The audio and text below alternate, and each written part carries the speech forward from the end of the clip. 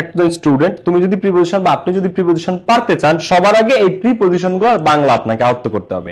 প্রত্যেকটা বাংলা এখানে দেওয়া আছে। টু মানে প্রতিবাদীকে, অফ মানে এর, এট মানে প্রতিনির্দেশ করে, উইথ সাথে, ফর মানে জন্য, ইনটু মানে মধ্যে।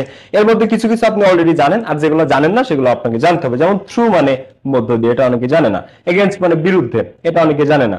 বিলো, ইন, আপন, বিসাইড, এই জিনিসগুলো আগে আপনাকে জানতে হবে। যে প্রিপোজিশন আপনি পারতে চান, কিন্তু প্রিপোজিশন কোনগুলা, প্রিপোজিশনের বাংলা মিনিং কি, সেটা যদি আপনি না জানেন, তাহলে প্রিপোজিশন শেখা আপনার কখনোই স্বয়ংসম্পূর্ণ হবে না। আর এই যে যে 7টা জিনিস দেখাবো, এই 7টা জিনিস আয়ত্ত করতে পারলে প্রিপোজিশনে আপনি বস। ঠিক আছে, এক নাম্বার গেল এই যে শখটা। আর এই শখ সহ প্রিপোজিশনের এই যে লেকচার শিট, এটা আপনি আমার যে বই, আমার ইংলিশ গ্রামারের বইটা অর্ডার করলে আপনি সমস্ত কিছু একবার পেয়ে যাবেন।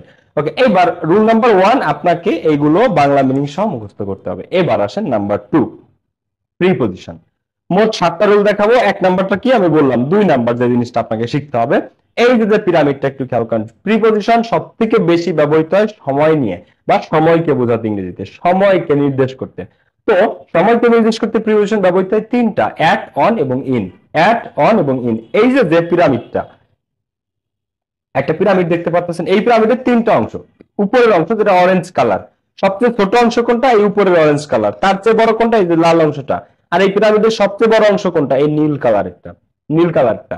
আপনি সময়কেও ঠিক এরকম 3টা ভাগে ভাগ করবেন, ছোট, তার চেয়ে একটু বড়, তার চেয়ে একটু বড়। যেমন সবচেয়ে ছোট অংশ যেটা অরেঞ্জ কালার, ঘন্টা। ঘন্টা বোঝায় কি দিয়ে, ইংরেজিতে এম, পিএম বা ও ক্লক দিয়ে। তো কোন শব্দে বা কোন সময় সেটা যদি এম বা পিএম দিয়ে বোঝায় বা ও ক্লক দিয়ে বোঝায়, সেটা আজীবনই কি অ্যাট। ঘন্টা বুঝালেই অ্যাট। যেমন এই এক্সাম্পলটা একটু খেয়াল করেন, I met the prime minister at 4 PM।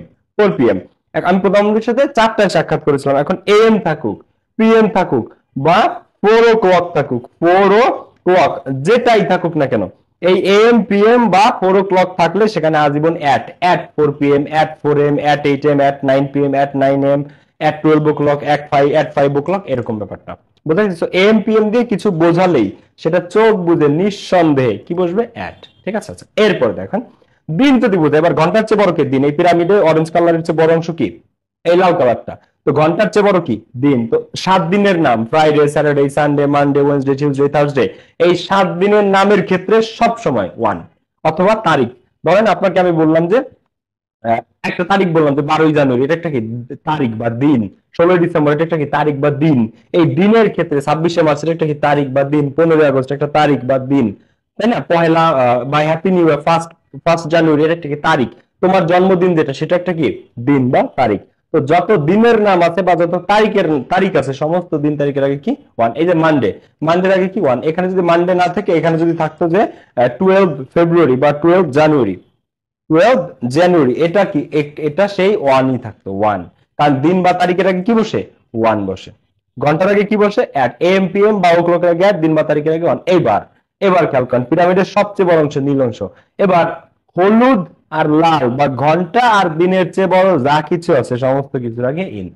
ঘন্টা বা দিনের চেয়ে বড়। এবার ঘন্টা বা দিনের চেয়ে বড় কি, সপ্তাহ। দেখো 24 ঘন্টা, প্রথমে আসে ঘন্টা, তারপরে আসে দিন। 24 ঘন্টায় একদিন। এবার দিনের চেয়ে বড় কি, 7 দিনে 1 সপ্তাহ, 30 দিনে 1 মাস, 365 দিনে 1 বছর, দশক, শতক, এই যে ডিকেড, সেঞ্চুরিজ। তো দিনের চেয়ে বড় যা আছে সবকিছুর আগে ইন। দিনের চেয়ে বড় যা আছে সবকিছুর আগে কি in. In a week, in 2 weeks, in 5 weeks. এবার মান্থস, 12টা মাসের নাম সব in. In January, in February, in March, in April, in June, in July, in August, in September, in October, in November. যত মাসের নাম আছে সমস্ত মাসের নামের আগে ইন। এইবার ইয়ার যদি বোঝায়, ইয়ার সাল বোঝায়, এই 2024 সাল পর্যন্ত, অতীত থেকে এই পর্যন্ত যত সাল আছে সমস্ত সালের আগে কি ইন। এবার ডিকেড, ডিকেড মানে কি দশক। ইন এ ডিকেড, ইন 2 ডিকেডস বা in the 80s, in the 90s, 80 দশকে, 90 দশকে, এটা বোঝায়। এরপরে সেঞ্চুরি, সেঞ্চুরিজ মানে কি শতক, 100 বছর। ঠিক আছে, in this century, in that century, এরকম সেঞ্চুরিজ মানে শতক, 100 বছরকে বোঝায়। তো in 90th century, in 20th century, এরকম। তো এই যে যে দিনের চেয়ে বড় সপ্তাহ, মাস, বছর, দশক, শতক সবকিছুর আগে কি ইন। ইন বোঝা গেছে ব্যাপারটা। So I met the prime minister at 4 PM one 12 January in 2018। এবার আমি যদি 12 জানুয়ারি এই 12টা কেটে দিই, এই 12 কি তারিখ বোঝাচ্ছে বা দিন বোঝাচ্ছে, আমি যদি এই 12টা কেটে দিই, তাহলে কিন্তু এখানে ইন চলে আসবে। কেন ইন আসবে, কারণ এখন তারিখ না, এখন শুধু জানুয়ারি মাস বোঝাচ্ছে। তখন এখানে কি হবে, ইন হবে। ইন, ইন জানুয়ারি 2018 হবে। কিন্তু আমি যদি এখানে এটা না করে জানুয়ারি কোন তারিখ বা কোন দিন সেটা যদি বলে দিই তখন আবার অন চলে আসবে, যেমন 12 জানুয়ারি। তো শুধু মাসের নামের আগে কি ইন, কিন্তু যদি তারিখ থাকে বা দিন তারিখ বোঝায় তখন কি ওয়ান। বোঝা গেছে? আর ব্যতিক্রম হচ্ছে in 5 minutes, in the morning, in the afternoon, at night. এগুলো হচ্ছে ব্যতিক্রম। In 5 minutes, in the morning, in the afternoon, at night. এই লেকচার শিট তোমরা যাদের কাছে আমার সেকেন্ড পেপার বই আছে গ্রামারের, অর্ডার করলে এই সমস্ত কিছু পেয়ে যাবা। ওকে, এইবার রুল নাম্বার 3, প্রিপজিশনের রুল নাম্বার 3, বাই আর উইথ। কখন বাই দিতে হয়, কখন উইথ দিতে হয়। ধরেন একটা ব্যক্তি একটা বন্দুক দিয়ে একটা পাখি শিকার করছে।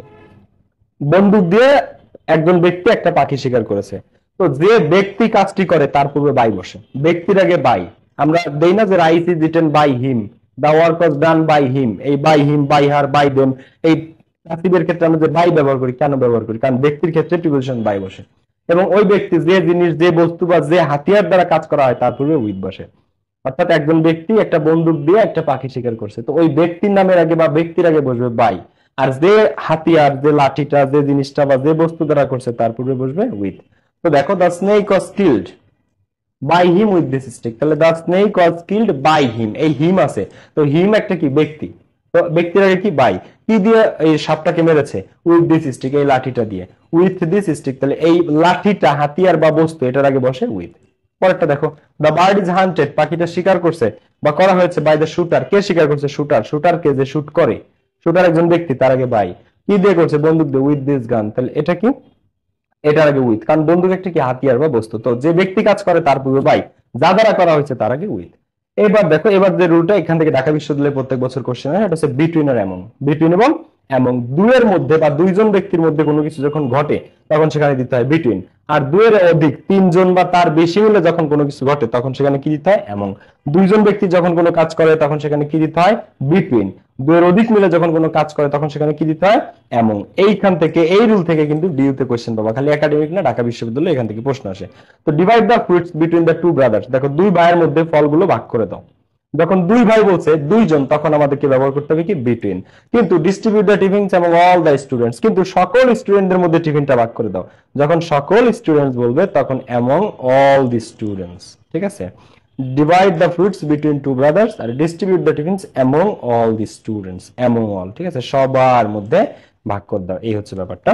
ওকে, এরপরেরটা দেখো, রুল নাম্বার 5, ইন আর অ্যাট। কখন ইন দিব আর কখন অ্যাট দিব। বড় স্থানের পূর্বে ইন, যে জায়গাগুলো বড় বড় স্পেসকে বোঝায়, বড় বড় জায়গাকে বোঝায়, সেখানে ইন। আর অপেক্ষাকৃত ছোট স্থানের পূর্বে অ্যাট। অপেক্ষাকৃত ছোট স্থানের পূর্বে অ্যাট। ধরো তুমি একটা রেস্টুরেন্টে গেছো, সেটা অ্যাট। তুমি তোমার ক্যাম্পাসে গেছো, সেটা অ্যাট। তুমি তোমার জিমে গেছো, সেটা অ্যাট। তুমি একটা দোকানে গেছো, সেটা অ্যাট। তুমি স্বপ্ন সুপার শপে গেছো, সেটা অ্যাট। তুমি একটা নির্দিষ্ট শপিং মলে গেছো, অ্যাট। কিন্তু তুমি চট্টগ্রাম গেছো, ঠিক আছে, অথবা তুমি বাংলাদেশে গেছো, অথবা দুইটা জায়গার নাম আছে যেখানে একটা ছোট একটা বড়, সেখানে ছোটটার আগে অ্যাট, বড়টার আগে ইন। দেখো, I live at Dhanmondi in Dhaka. এখন ঢাকা বড় না ধানমন্ডি বড়? নিশ্চয়ই ঢাকা বড়। তাহলে ছোট কোনটা? ধানমন্ডি। তো ধানমন্ডির আগে at, at Dhanmondi in Dhaka. বড়টার আগে ইন, ছোটটার আগে অ্যাট। কিন্তু যদি তুমি বাংলাদেশের সাথে তুলনা করো, তাহলে she lives at Dhaka in Bangladesh. তখন কি? সে বাংলাদেশে ঢাকায় বসবাস করে। ঠিক আছে? She lives at Dhaka in Bangladesh. তবে এটা আরেক ভাবেও দেওয়া যায়। এইভাবে আমরা সাধারণত দিই যে শি লিভস ইন ঢাকা দিয়ে কমা বাংলাদেশ, আমরা এইভাবে দিয়ে দিই। এইভাবে সাধারণত প্রচলিত যে she lives in Dhaka Bangladesh. এটাও কারেক্ট, এটা ভুল না। কিন্তু যখন একটা জিনিস বোঝাবে, ঠিক আছে, একটা কোন স্পেসিফিক জায়গা, তুমি একটা রেস্টুরেন্টে গেছো বা তুমি একটা নির্দিষ্ট জায়গা, আমরা ক্যাপশন দিই ফেসবুকে। ক্যাপশন বলতে কি? Check in. চেক ইনে লেখা থাকে অ্যাট কক্সবাজার। মনে করো তুমি কক্সবাজার গেছো, কক্সবাজার যে সমুদ্র সৈকতে, তো এখানে মানুষ চেক ইন দিলে দেখো ফেসবুকে লেখা ওঠে অ্যাট কক্সবাজার, কারণ তুমি একটা নির্দিষ্ট জায়গাতে আছো। তো ছোট স্থানের পূর্বে বা কোনো নির্দিষ্ট ছোট ছোট জায়গার পূর্বে অ্যাট, আর বড় স্থানের পূর্বে ইন। ওকে, এরপরে দেখো সিন্স আর ফর, আমাদের রুল নাম্বার 6। প্রিপজিশনে মাত্র 7টা রুলে আমরা পড়তেছি। গাইস, আপনারা যারা এইচএসসি স্টুডেন্ট আছেন, যারা ভিডিওটা দেখতেছেন, এইচএসসি 25 ব্যাচ হন, এইচএসসি 26 ব্যাচ হন বা অ্যাডমিশনের প্রার্থী হন, এইভাবে প্রত্যেকটা গুরুত্বপূর্ণ রুলস একদম ভেঙে ভেঙে ঢেলে আপনাদেরকে বোঝানো হয় আমাদের পেইড ব্যাচগুলোতে। যারা আমাদের পেইড ব্যাচে ভর্তি হন না, আপনি 25-এর স্টুডেন্ট হতে পারেন, 26-এর হতে পারেন, বা সামনে যারা ভিডিওটা দেখবেন 27-28 ব্যাচ প্লাস অ্যাডমিশনের যারা ভিডিওগুলো দেখতেছেন, আমাদের পেইড ব্যাচে আপনারা আজই ভর্তি হতে পারেন। আমরা প্রত্যেকটা ক্লাস আমি নিজে নিই, প্রত্যেকটা জিনিস একদম বেস্ট হইতে শিখতে পারবেন। অ্যাট টু দা পয়েন্ট, আমি এমন জিনিসই পড়াই যেটা ডিরেক্টলি আপনার মার্কস বাড়াবে। আমার ক্লাস করে যদি আপনার মার্কস না বাড়ে, যদি আপনার রেজাল্ট প্রডিউস না হয়, তাহলে আমি ব্যর্থ। বুঝতে পেরেছেন? তো প্রত্যেকটা class, best PDF, best lecture, সবকিছু সেরা ওয়েতে, সেরা পদ্ধতিতে ইংলিশ শিখতে আপনি আজই যুক্ত হতে পারেন আমাদের পেইড ব্যাচগুলোতে। ওকে, এরপর দেখো সিন্স আর ফর। তো কখন সিন্স দিতে হয়, কখন ফর দিতে হয়? তো নির্দিষ্ট সময়ের পূর্বে সিন্স বসে এবং তা সবসময় প্রেজেন্ট পারফেক্ট টেন্সে হয়, ঠিক আছে? আর সিন্স বলতে বোঝায় point of time K, for বলতে বোঝায় ডিউরেশন অফ টাইম কে বা পিরিয়ড অফ টাইম কে। আমি একটা জিনিস ক্লিয়ার করে দিই, এই সিন্স আর ফর সহজে মনে রাখতে পারবা, একবার সহজে দেখো। একটা ইংরেজিতে সময়কে দুই ভাগে ভাগ করবা সিন্স আর ফরের ক্ষেত্রে, একটা হচ্ছে পিরিয়ড অফ টাইম আর একটা হচ্ছে point of time. Point of time কি? একটা পয়েন্ট থেকে শুরু হয়েছে, যেমন ধরো সকাল থেকে বৃষ্টি হচ্ছে, সকাল থেকে বৃষ্টি হচ্ছে, তো এটা একটা পয়েন্ট যে সকাল থেকে শুরু হয়েছে, ঠিক আছে? আর যদি আমি বলি যে রায়হান 5 ঘন্টা যাবত পড়তেছে, রায়হান 5 ঘন্টা যাবত পড়তেছে, তখন এটা একটা পিরিয়ড যে 5 ঘন্টা। তো যখন এরকম পিরিয়ড বোঝায় সেখানে দিতে হয় ফর।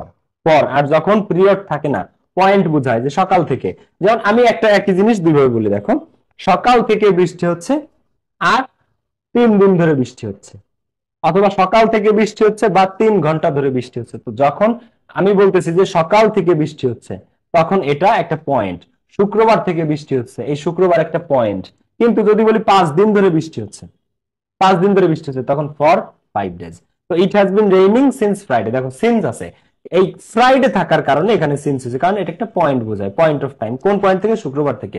আমি যদি এখানে চেঞ্জ করে দেই যে সিন্স না দিয়ে ইট has been raining for 5 days, আমি যদি দেই যে 5 দিন ধরে বৃষ্টি হচ্ছে, তখন এখানে চলে আসবে ফর। বোঝা গেছে ব্যাপারটা? এই হচ্ছে পার্থক্য। আচ্ছা, ইট has been raining for a long time বা উইক, এখন এই যে একটা পিরিয়ড বোঝাচ্ছে, একটা অধ্যায়, ফর এ লং টাইম বা ফর এ উইক, এটা কিন্তু সিন্স না। এখানে যদি থাকতো যে ড্যাশ ইয়েস্টারডে, গতকাল থেকে, তখন ওইটা আবার পয়েন্ট অফ টাইমে চলে যেত। কিন্তু এখন বলতেছে একটা period, for a long time মানে দীর্ঘ সময়, একটা দীর্ঘ পিরিয়ডকে বোঝাচ্ছে। আবার যদি বলে উইক, উইক মানে কি 7 দিন, 1 সপ্তাহ ধরে বৃষ্টি হচ্ছে। তো এই যে একটা পিরিয়ড বা ডিউরেশন, তো পিরিয়ড বা ডিউরেশন বোঝালে আজীবন সেখানে ফর। আর যদি পয়েন্ট বোঝায় যে অমুক টাইম থেকে শুরু হয়েছে কিন্তু এখন পর্যন্ত কয়দিন কয় ঘন্টা হয়েছে এগুলো কেউ জানে না, তখন দিতে হয় সিন্স। ওকে, এইবার লাস্ট রুল আমাদের, রুল নাম্বার 7, এবং এটা মোস্ট ইম্পর্টেন্ট। সেটা হচ্ছে কি, সর্বোপরি আপনি যদি প্রিপোজিশন পারতে চান তাহলে আপনাকে অ্যাপ্রোপ্রিয়েট প্রিপোজিশন জানতে হবে। কারণ বোর্ডের পরীক্ষাতে 10টা প্রিপোজিশনের মধ্যে 6 থেকে 7টাই থাকে